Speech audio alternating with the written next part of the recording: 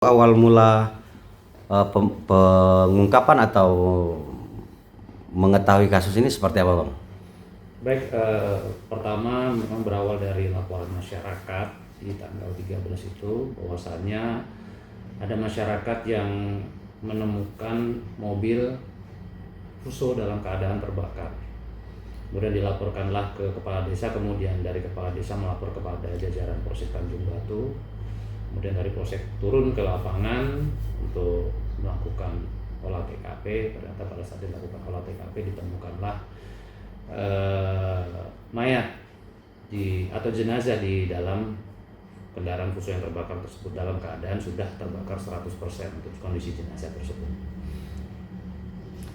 Bang, bagaimana kronologis kasus pembunuhan ini, Bang? Berdasarkan dari keterangan para saksi dan keterangan tersangka yang sudah kita amankan yang berjumlah 3 orang, bahwasannya ini bermula dari rencana para tersangka ini untuk ikut bekerja di proyek pembangunan jembatan di daerah Muara Kuang, yang mana pada awal keberangkatannya para tersangka ini ke lokasi diarahkan untuk berjanjian dengan kendaraan yang dibawa korban ini untuk masuk ke dalam lokasi pekerjaan. Namun sampai di lokasi pekerjaan ternyata ada selisih paham dengan pemimpin proyek di sana. Jadi mereka tidak jadi bekerja di sana. Kemudian mereka kembali memutuskan untuk tidak jadi bekerja di sana dan mereka kembali ke rumahnya. Namun di dalam perjalanan mereka numpang kendaraan, pertama kendaraan jeruk, kemudian pengangkut jeruk, kemudian dia berhenti di kampung paman salah satu tersangka, kemudian melanjutkan lagi perjalanan pulang, namun di situ dia menumpang kepada kendaraan korban. Nah, disinilah awal mula terjadinya tindak pidana tersebut. Bang, motifnya apa sih, Bang? Sampai saat ini hasil penyelidikan kami ini murni motif ekonomi.